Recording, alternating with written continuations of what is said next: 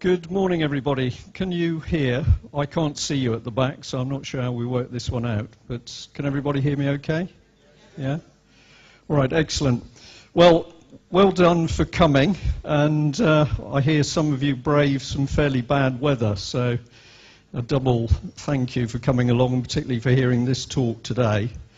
I've got an hour, and the last time I spoke at an AV event, I overran my time, so I've been told pretty severely I've got to stick to time at the moment. So I've got an impossible job because I'd like to talk to you about what's happening to the children in this country, but I can't talk to you about what's happening because everything is done under secret courts. And the UK column newspaper already has 4 injunctions out to stop us telling you what's being done with the children. It's a good system, isn't it? You're doing something wrong, so you run a secret court and then you hide it. And I'll tell you a bit more about it. If this little pointer works, and we're not sure, doesn't seem to like it too much. Basically, in the picture, we've got our families looking a bit dejected, but behind them, things are going on very high level, and that's Portcullis House in Westminster, which is the new seat of power for our MPs. If you ever go in there, you'll find it quite interesting because you're surrounded by armed guards. Okay, this is the UK column, and the one on the left-hand front page is a new edition, which has been put together by Mike Robinson, who has recently joined us. He's been doing the website for a while, but to take some pressure off me, produced this edition, which has gone down extremely well. And I've decided to put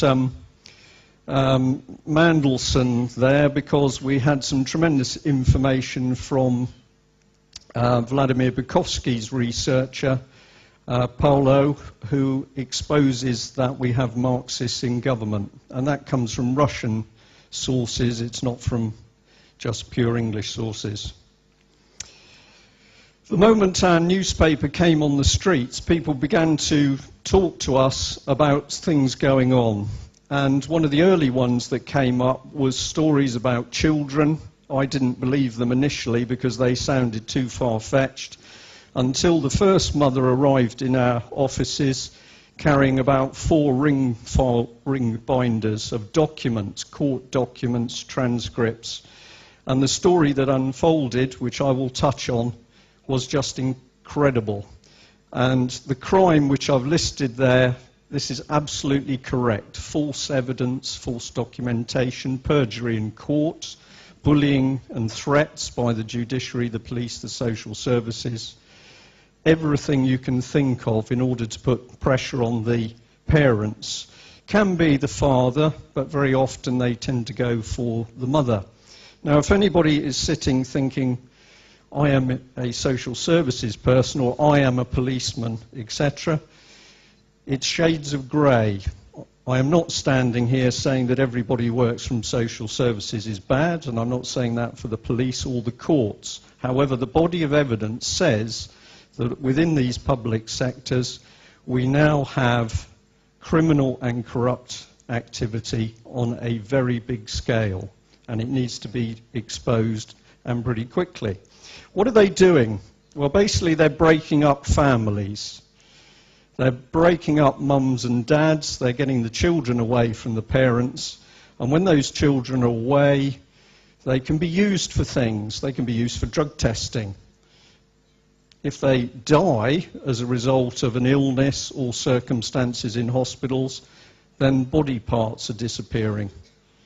And otherwise, they can go into more or less a gulag system where they can be abused.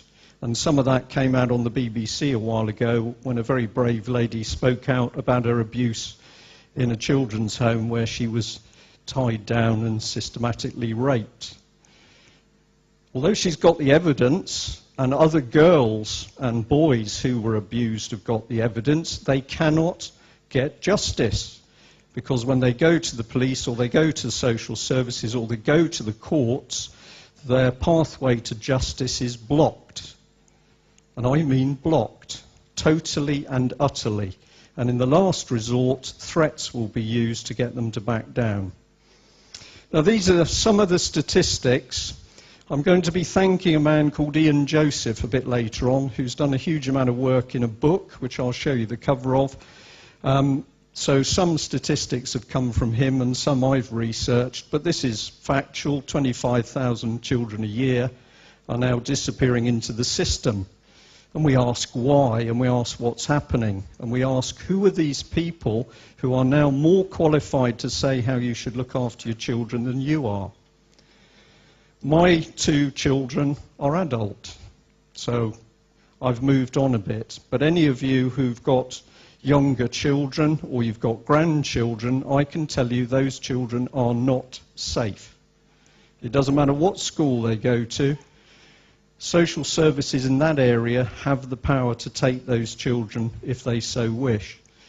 Now, these are some of the headlines that we've had in the paper. I've only picked a few because there's so many. Social services being described as the Stasi, that's come up several times. The father who was asked to donate organs to his son, but he wasn't allowed to see his son at all. Even judges, and there are good judges out there, but they're pretty lacking in backbone, are talking about foul play. And then the 2 cases down at the bottom, we're starting to get into something very sinister, because people are now saying, you're really not bright enough to have children of your own. Who says? Who makes this decision? Because that was the start of the eugenics program, selective breeding. And for those of you that think eugenics came out of the Nazi Party, it didn't. It came out of the Tavistock Institute in London. It's a British problem, and it was exported to the Nazis. Now, the key thing, if we say who benefits, which is a great way to start a trial, it's pretty easy. Because everybody who touches a child who's taken away by social services is raking in the money. Legal profession tops. The industry of taking children into care, we know at the moment, is about £20 billion worth. Billion. £70,000 a day if an illegal team really gets stuck into it. £3,000 a day. Medical experts, therapists. And then we've got the homes, £7,000 a week. Now, a lot of morality disappears out the window pretty quickly when money appears. And in my opinion, linking huge payments of money with children is itself the start of a recipe for disaster. And yet, at the moment, we, the general public, are not told the detail. You don't read it in the newspapers, and the reason is that the newspapers are gagged, just like the UK column is. If you take it a step further, there have been targets in place where the government says to a local authority, we'll give you even more money if you can get more children put into care. So this is just a summary of the amounts paid to various councils for meeting their government set targets for adoption. And it's big money. If you're a county council or a city council and your budget is under pressure, to be able to take in £500,000 a year by putting children into the system is pretty easy picking. So we have now put a price on our children's heads. And if you think, and I'll keep stressing this, if you think because of your social position or your knowledge or your intelligence or because you're a good person, that these people are not capable of taking your child away, you are absolutely wrong. I'm sorry it's such a subject for 9 o'clock in the morning, but we need to deal with it, because if we don't, we've lost control of our society. Now, this is one of the key things with social services. They are a law unto themselves. So wherever they're situated, they've got their own links through local authorities and into government, and through the police and through into the secret courts. And those courts are secret. The public is not allowed in. The press are not allowed in.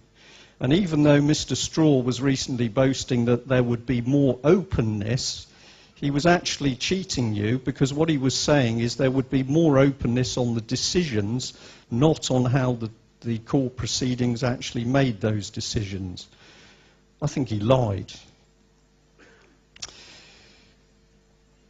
Try and think of it this way. We've got social services who've got tremendous power. They can take a human being away from its parents, and they can then hold that child totally away from family until the child is 18, by which case, in many cases, the child has been turned against their own parents, its own parents. Now, how can social services get away with this? Well, it's to do with the fact that they aren't accountable to any normal regime. So, in the diagram there, we've got the fact that social services, even within a local authority, are not accountable to normal democratically elected councillors. In Neathport Talbot, which I'll mention later, I can tell you that councillors have tried to ask questions about a disgraceful incident with a young girl, and they've been told you're not entitled to know because of child and family confidentiality. So the people we elect as councillors to keep track on what's happening cannot penetrate their own social services. And if they do, very often the legal officer in the council will put them under pressure. And a common bullying tactic is that they then use the scrutiny committees and public standards in public office to put pressure on the councillors. How do I know this? Because of the cases that I've assisted with, but also due to the councillors talking to me. They hide directly behind the secrecy of the family courts. And those courts themselves can then be used to gag people. So you get too close to the truth, whoomph, in comes the injunction. What does an injunction look like? Well, I've got 4 sitting on my desk, but I can't show you because the injunction says that I'm not even allowed to show you the injunction, which puts me under a gagging order. But in the box with the red language is allegedly part of an injunction. I couldn't confirm that, of course. But do you get the idea? So, a fairly nominal judge, a district judge, can come out with a gagging order which is UK-wide on every means there is of getting information out. TV, press, radio, pamphlets. And they mean what they say because people have been put in prison for trying to tell the story. So we've got a secret regime set up in the middle of our councils. It can take children, it does take children, and then when you try and expose it, when the mothers try and expose it, you're in big trouble. Now what I want to do is get you thinking broader, because when you read the articles in the paper, you say, well, they must have done something wrong. There must have been something wrong with the mother or the father, or, yeah, there's got to be something there.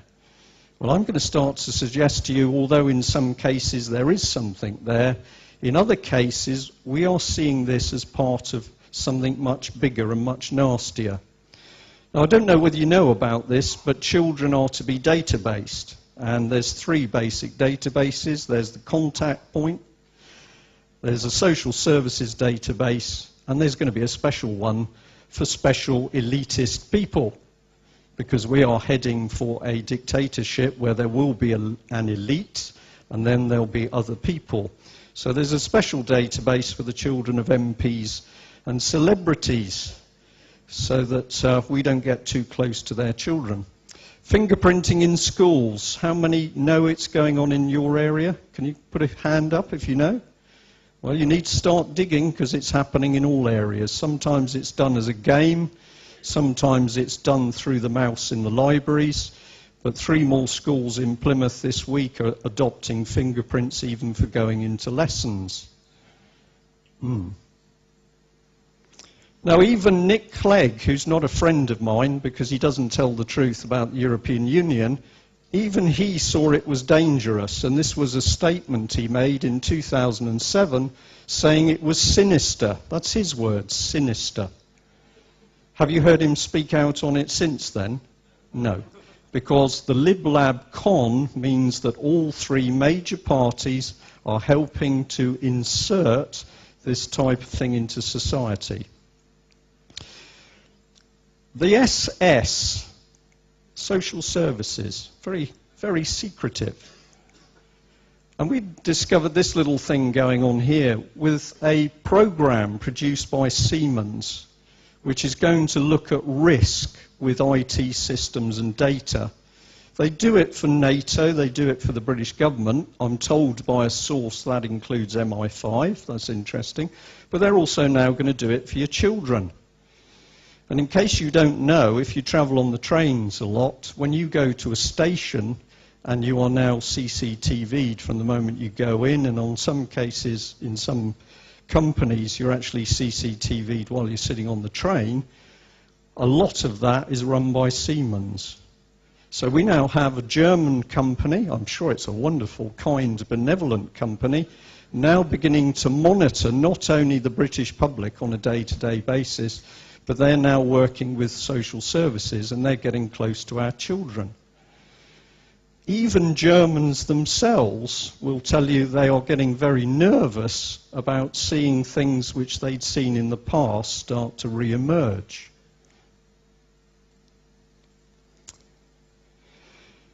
Well, let's have a look at people. So who's pulling the strings?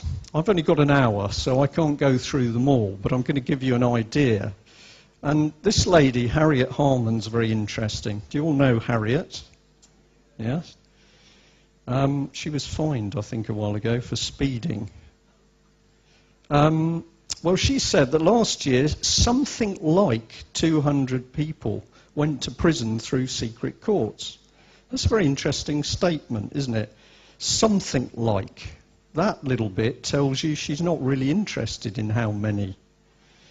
But I'm pretty interested in how many people are sent to prison after going through a secret court, because if it's one, the next person could be me, or it could be you. This is very dangerous stuff, because the public has no track as to what's happening with people. And if you look at dictatorships, this is the route for putting people in gulags. We're not used to this sort of stuff in Britain because we've had a democracy which has worked pretty well for so long. But if you talk to people in Russia or Poland or Germany, they know it can happen. And what I'm going to say to you this morning, and I don't get any pleasure because I'd rather tell you a joke or something, is it's happening here. But it's creeping. It's piece by piece by piece. So, if we look at this lady a bit more, and this was a photograph which I liked because it's of her when she was younger. When she was younger, she was involved in the Council for Civil Liberties, top right-hand corner of the box. And she was the legal officer. Now that organisation is now Liberty, and run by a lady called Chakrabarti. Do you all know it? It's all about liberties. However, at one stage, the government was proposing that the age of consent should be reduced. And the National Council for Civil Liberties got involved, and Harriet Harman was the person who signed some of their responses. And she suggested that the new law could lead to damaging and absurd prosecutions. It could increase censorship. She suggested that a pornographic photo or film of a child should not be considered indecent unless it could be shown that the subject had suffered. Did you get a warm feeling out this lady? Now the other thing is, at the time, that the National Council for Civil Liberties was associated with two pro-paedophile organisations, PI and PAL. So we've got an organisation associated with pro-paedophile people, and its spokesperson at the time was Harriet Harman. And this is the lady who says, well, maybe 200 people have gone through a secret court into prison. Why? Because they were trying to expose paedophilia.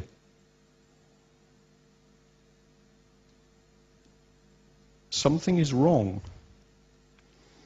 If you look at liberty a bit more, down in the bottom right-hand box, I've obviously run out of battery power here. In the bottom right-hand box are some of the people who have been connected with this organisation, Liberty, and they're big names. Clement Attlee, Aneurin Bevan, these are the people we're supposed to be looking up to. So if they were involved in this organisation, maybe they were duped as to what it was probably doing.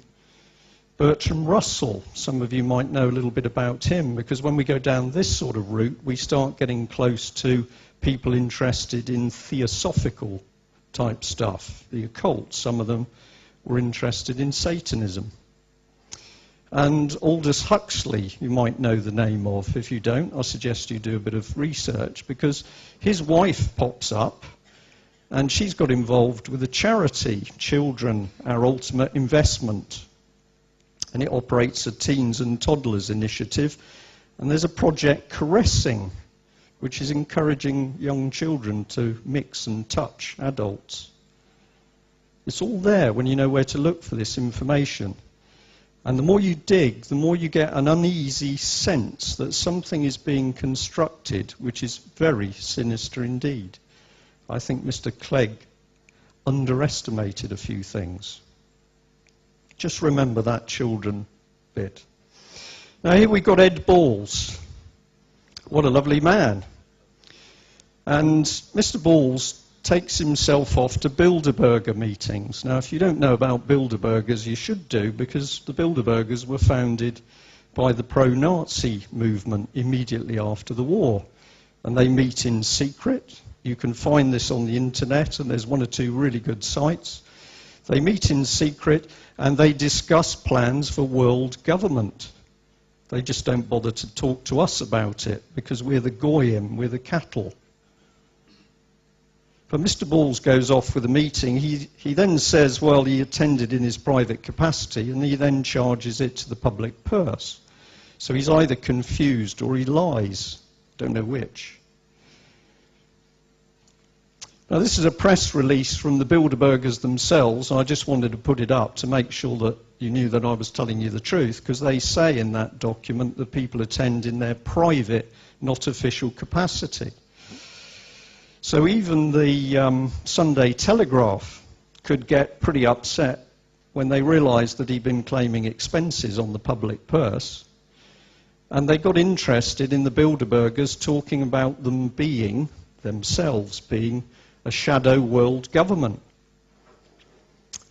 How many of you know that at the moment there's a committee running inside Westminster which is full of pro-world government MPs?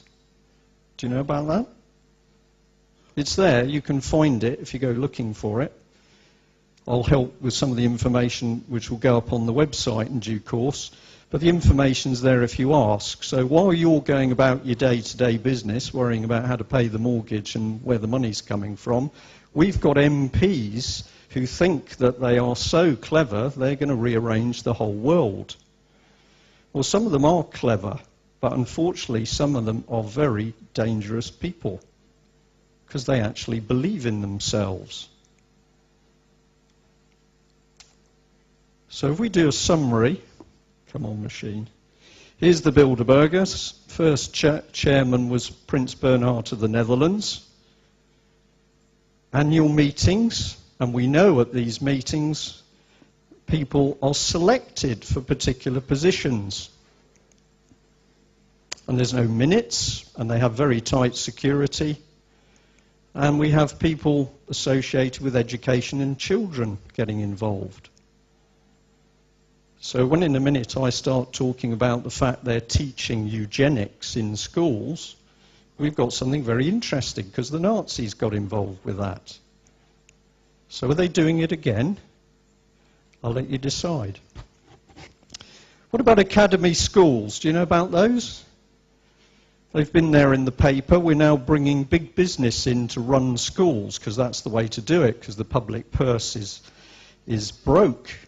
Well, we can print money to go to the banks, but we can't print money to run schools or run hospitals. Very strange, isn't it? It's fraud on a massive scale. But academy schools are being set up. There's about 6 in the country. And these are some of the characteristics we know they're going to take children in at an early age. They're going to keep them to 18. The design of the buildings are interesting. Previously, our schools had big, bright, light rooms because that was uplifting and that was good for health and your mental health. These go the other way, a lot of enclosed spaces. Now, if you want to play around with people's minds, you do it in a room with no windows. But you can trust me because I've got a suit on.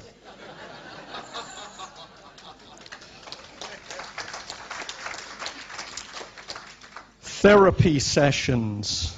They are going to have they do have therapy rooms. And when you say who's going to get therapy, all the children are going to get therapy. Are you allowed in as a parent? Well, only if the therapist gives you permission.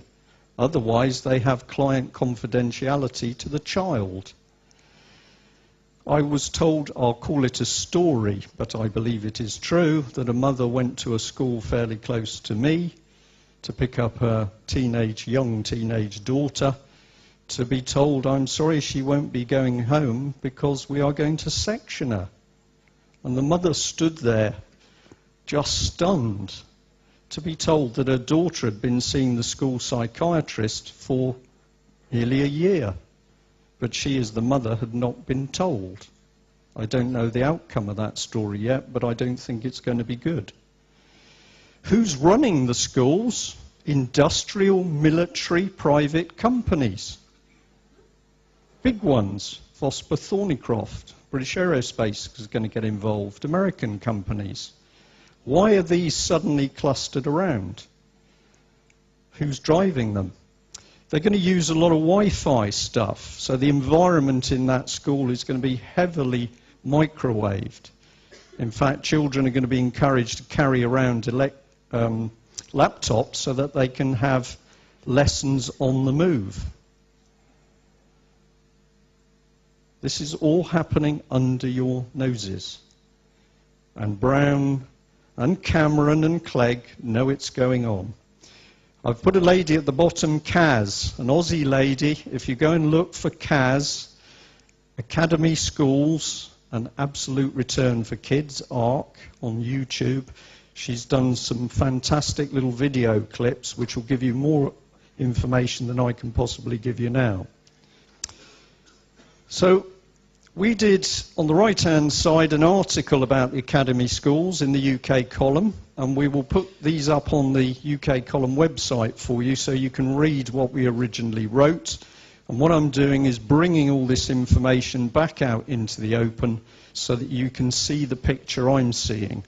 But these are the characteristics of the school. The curriculum can be changed after a year. We know that for a fact because we've cited one of the contracts. So initially the government sets the curriculum, but after a year the curriculum for that school is being set by a company that specialises in industrial military matters. Nice.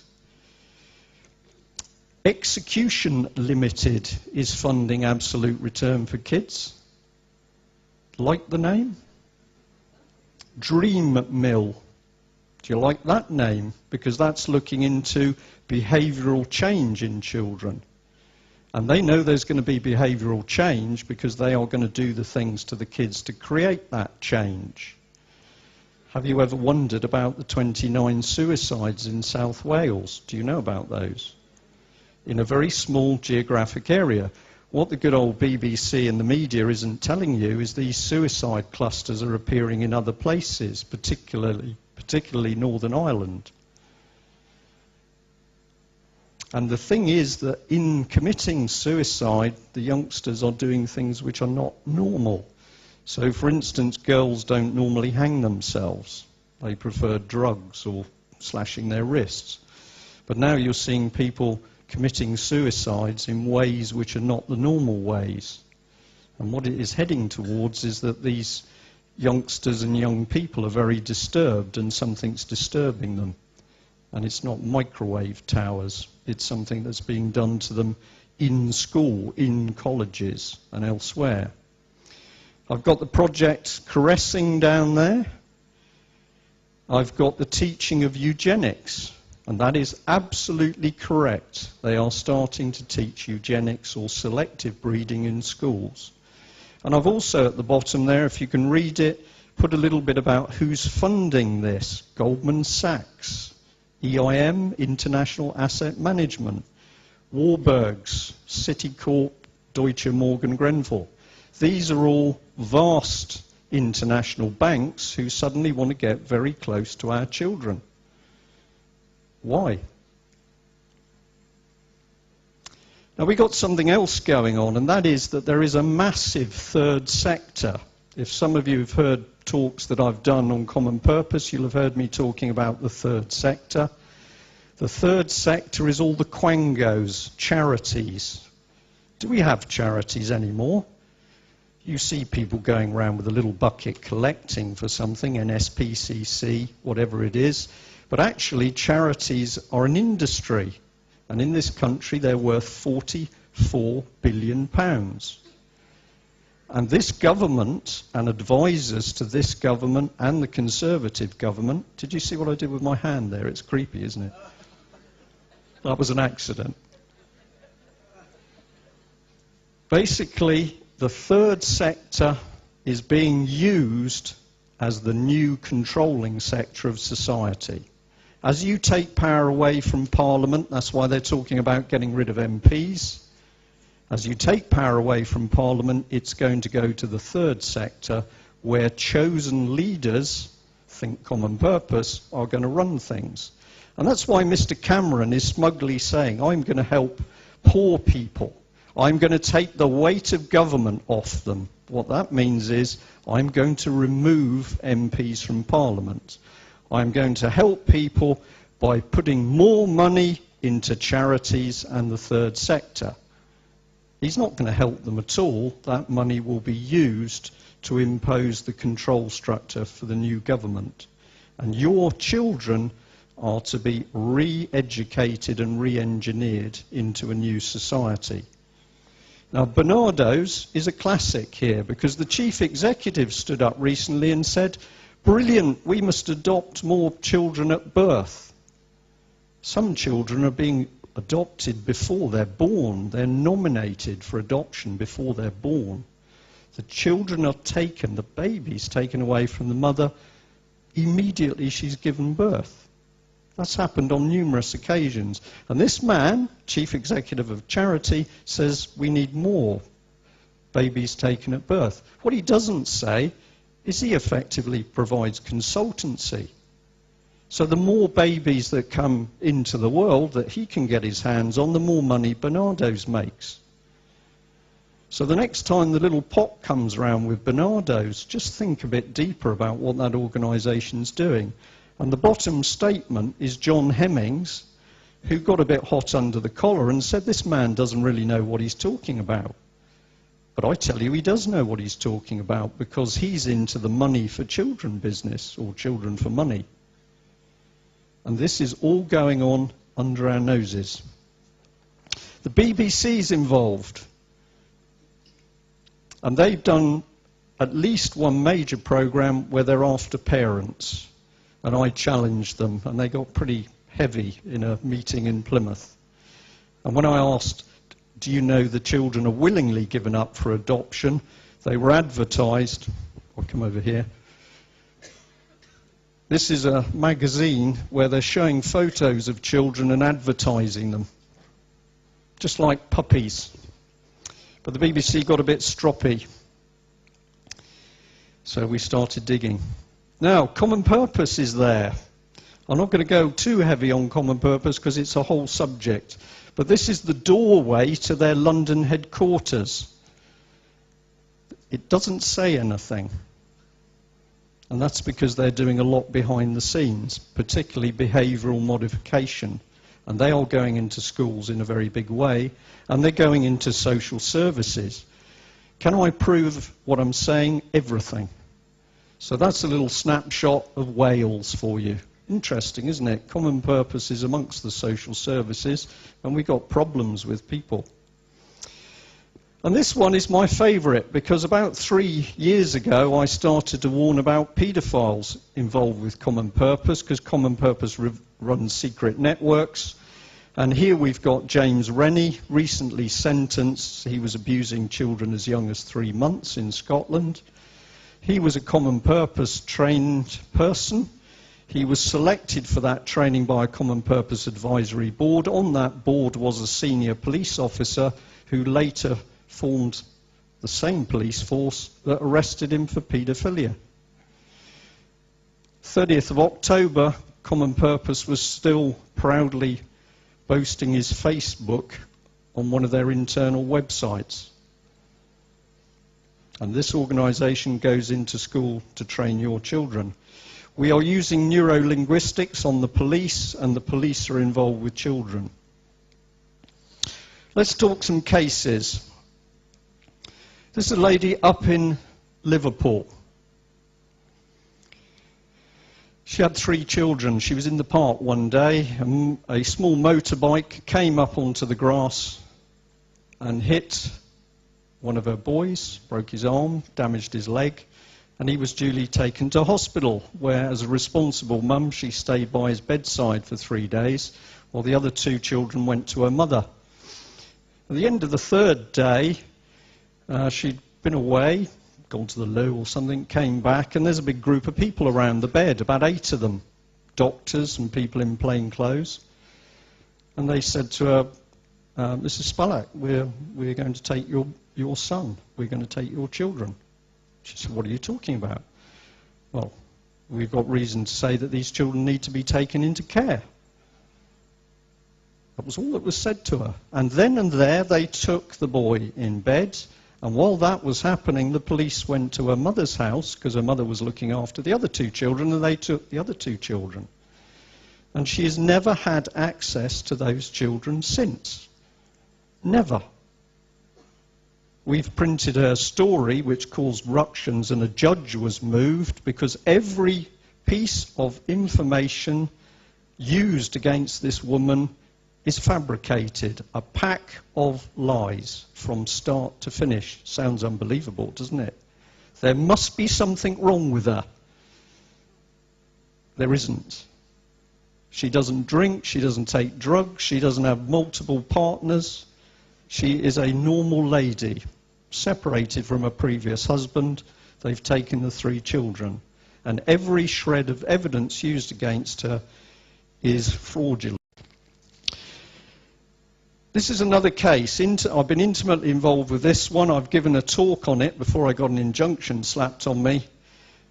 This lady had a daughter. The daughter was ill.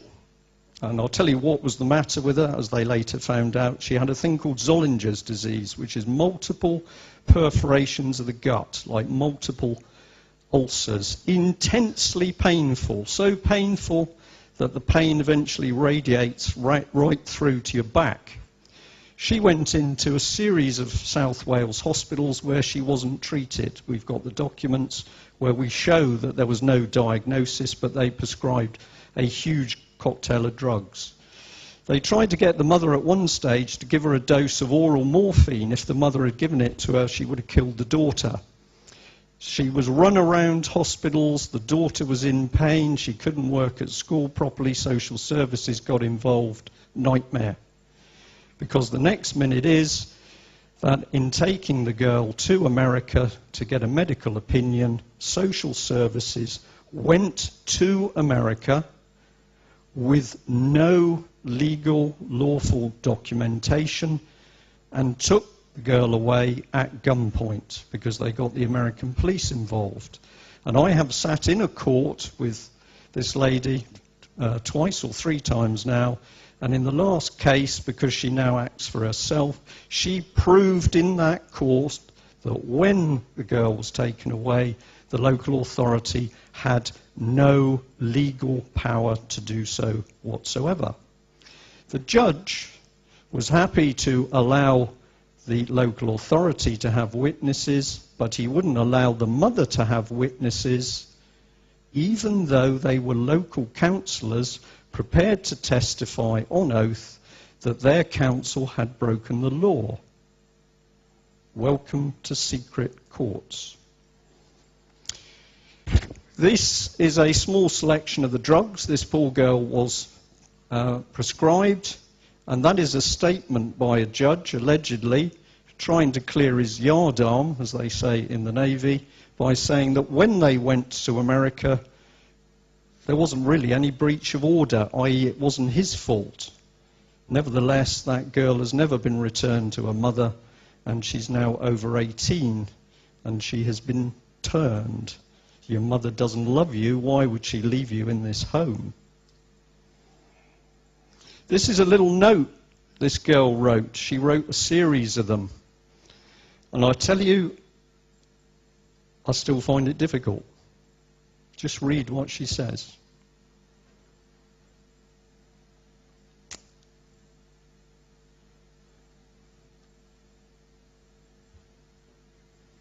She was never allowed in a court to say she wanted to go home.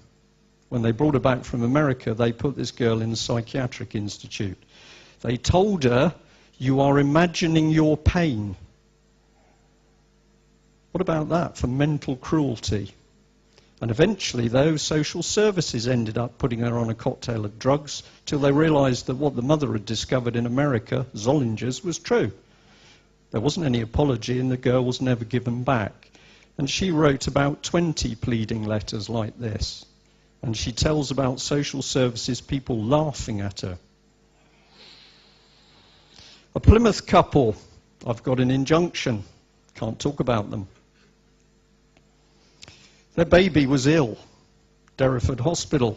The hospital said it was a cancer, a form of cancer. They wanted to do chemo, all sorts of things. The parents just didn't believe it. And they said, "No, we don't want the treatment." Bang, in came social services. Baby taken away, subsequently proved the hospital diagnosis was wrong and the parents were right. Never had the baby back, and the mother has subsequently had 2 further babies, and they are taken away as well. On the last occasion, social services went into the delivery room to tell the mother, having she'd just given birth, that that baby was also going to be taken away. And one of the 2 social workers that went into the delivery room had shingles. Because they're Christians, there are in the notes intimations that they're mentally ill. If you're a Christian, you've got to be mentally ill. This is a fantastic lady. I speak to her a lot. A 10-year-old son taken. If I had more time, I could show you more. Within a few weeks of disappearing into a care home, he's thin, weak, and he's so frightened he's wetting himself. But she said, "The scary thing is, Brian, they're hunting me for my 3-year-old. Hunting. And this is the word that the parents use. And what fascinated me is people who gave me information, different parts of the country. It was a template operating. They'd never colluded or talked to each other, but their stories as to how the social services took their children tied in. This is a French lady, married originally to an Englishman living in this country. She discovers their 2 girls are being abused. She goes to social services and the police for help. The case is twisted 180 degrees, because this is the technique, and eventually it destroys her health, so they've now got her pinned as a sort of psychiatric case. Tough lady, Corinne. She fought, and eventually, much to her amazement, was awarded custody of the girls and permission to go to France. She took them to France, and within a few months, the father had fought through the French courts, and they re-awarded him custody, even though he was the man abusing the children. I've got some photographs which I'd love to show you, but I don't think you want to see them. Collusion between judges, England, France. Collusion between French social services and English social services. Interesting. And this is a little girl. This is 30 years ago, but this case is very, very important. Her name's Helena Bai. And basically, she had an adverse reaction to I can't remember the name of the procedure, but you put a dye basically in to see what's going on, and she had a reaction to that. And then the hospital in Bridgend made a diagnosis that really she had epilepsy, and they put her on Epilim. And they put her on a dose that made that girl ill, terribly ill, sick, unwell, in pain, headaches. And when the parents said we knew something was wrong and they tried to get her off that medication, they were told, if you try and get her off the medication, we will take your daughter from you. So in the end, they made a decision and they went with the hospital treatment, and eventually the girl died under quite horrible circumstances. The hospital lied over the time at which the girl died. They didn't tell the parents for some time. And the reason they did that is because whilst they were delaying telling the parents the girl was actually dead and preventing them from seeing her, they were stripping body parts out of her. All provable. And they still haven't got her back. They've got bits of her back, but they haven't got all of her back.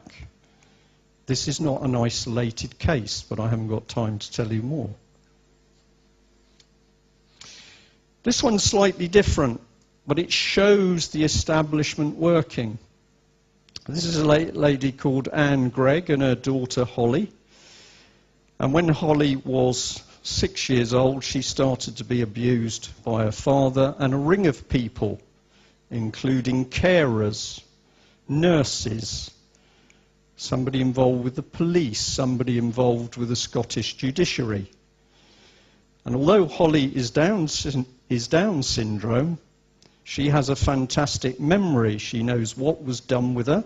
She knows where it was done. She knows who did it. She knows their names. She knows the relationships between people. She remembers it all. And there has never been a proper police investigation. This is typical. And despite the fact there's been no police investigation, this lady has been awarded £8,500 by a criminal injuries board. How can you award criminal injuries unless there's been a crime? Well, if you want to cover up dirty dealings, including paedophilia, by people in the police and the judiciary, this is how you do it. And the good old BBC dropped this like a hot potato. Because Anne, in fighting for justice for her daughter, found herself surrounded by 8 people in her flat one afternoon. They forced her to the ground, they stuck a needle in her backside, and she woke up in a psychiatric unit. And they gave her a few days in a psychiatric unit to warn her off trying to get justice for her daughter. That is the article in the latest UK column, and we've brought some of those papers here so you can read the story for yourself. It is disgusting. They went for help all over the place, and a month ago they went and, well, they wrote to Mr. Alex Salmon, because all this took place in Aberdeen area, Grampian Police. And it took 1 month for his office to come back to say that it was receiving attention. A girl was raped between the ages of 6 and 14. Vulnerable, Down syndrome, raped and abused by members of the people who should be protecting us. And yet it takes them a month to look at it. This is my view. Can you recognize it? It's a wet fish. It's a salmon. This man is big trouble because he is prepared to cover up. He must be covering it up because he's not investigating it. And although this incident has happened north of the border, I can tell you that although they are now living in England, English police are still not assisting matters to get justice for this girl who was raped repeatedly, gang raped. How can this happen in this country? Well, it happens because Jack Straw and others have created a secret court system where you cannot get justice. Right, I've got about 7 minutes. Call it 10. Happy with that.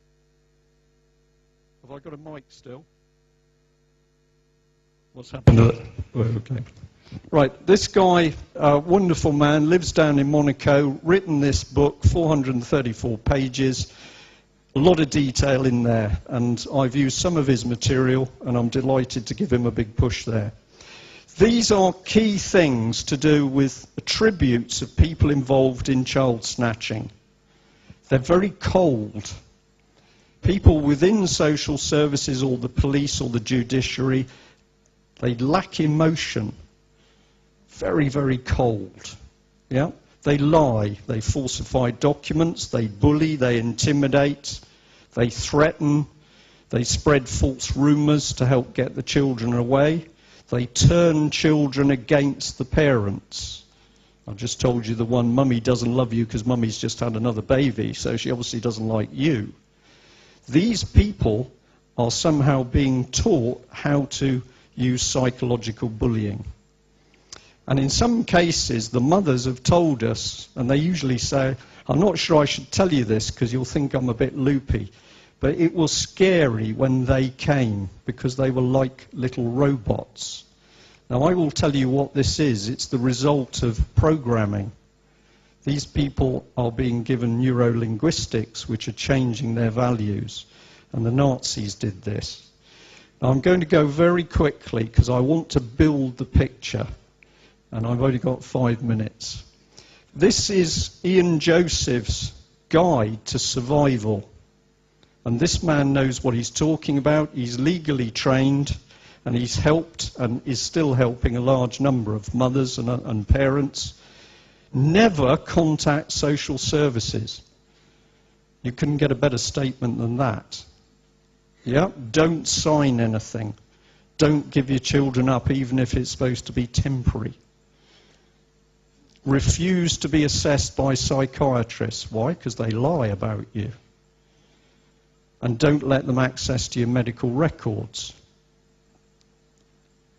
And don't write any letters. So everything he is saying is stay away from these people, they're dangerous. But aren't social services supposed to be the people who look after our children? Now I'm going to do the impossible. I've got 4 minutes to tell you what's really going on, because I want to get your minds this wide instead of just thinking about incidents with children. This lady worked for the European Union in Romania. She discovered what we were told about the children was not entirely true. We were given a picture of disaster where many of the orphanages were trying to help the children with limited means. What she discovered, though, was consultancies and charities were helping traffic Romanian children. She discovered on some of the orphanages there was a bolt-on pharmaceutical laboratory where they were testing the children, and including in some cases wiring up the children with electrodes when they were introduced to prospective parents. She's exposed it. She lost her job in the EU. She receives death threats. She is now tracking the paedophile networks at the highest levels of the European Union, and that includes Britain. If you go to the Communist Manifesto, look at what it says in number 2. Abolish the family. The Frankfurt School psychiatrists actually studied the destruction of society by moral, family, and spiritual breakdown. Nice people. When the war came, they moved abroad, America, Britain, all over the place. But that is their mentality, vicious. Here's the Communist International. It's going to produce a regional union. It's going to level the economies. That's what's happening to us now. We're being suppressed. And the regions are going to form a new world order. I haven't made that up. That is straight out of their Comintern program for 1928. People train in this stuff for warfare. This was Stalin's advisor talking about psychopolitics, causing chaos, distrust, economic depression. This is at the cover of the original Nazi document talking about the formation of a European Union. Just remember the Bilderbergers that I've talked about. If you read that document, it says a lot of things, including single transport system. You've heard it. This is the blueprint for the EU. This is one of our own army psychiatrists, and the document is 1940, and in it he's talking about how psychiatrists will penetrate society to re-engineer us into thinking and acting the right way. And he says we've made a useful attack. This man intimately linked with the Tavistock Institute, which is itself linked with the formation of the NHS. There's a dirty little trail here, and he was eventually involved with the World Mental Health Federation. By mental health, they mean you're healthy when you're in the new society. This is a document talking about a plan to destroy Western society. It came from a Soviet dissident, and surprise, surprise, it says they're going to destroy families. It's happening. You're watching it. The Fabians are creeping socialism. Here's Tony, because he was chairman, and you can trust him. These people are all Marxists, Leninists, or Trotskyists. You can check it for yourselves. New Labour is Marxist, and even some of the national newspapers are starting to pick it up. Miliband and Mandelson, unbelievably dangerous. And if you're worried about the Tories, I think you're looking at something which is what? Fascism? Question mark there. Oswald Mosley, what was he? Well, okay. Also leader of the British fascist movement, but he gets great praise from Michael Foot, Labour leader, left-wing liberal. So these people are all intertwined. This book puts it together. I'm sorry it's such a poor picture, but a guy called Christopher Story wrote a very detailed political analysis which said simply the Berlin Wall came down, communism didn't, and that is absolutely true, and I can tell you that as an ex-military person. What it's done is changed form. Hitler's Germany was built on Marxism. The Soviet Union was Marxist-based, and what you are seeing is the full system arriving. Children are to be re-engineered into the new society. You are not going to be allowed to keep your children, and that is the big picture, and they are testing the water at the moment by taking a few thousand children away from people under a false pretext. If you think I'm joking, or I'm Walter Mitty, everything I've said is provable. You can research it yourself. But I tell you, if we could get over the gagging orders, I could present you with this high of information showing that courts are lying in order to help take children away. I'm at the end. Thank you very much.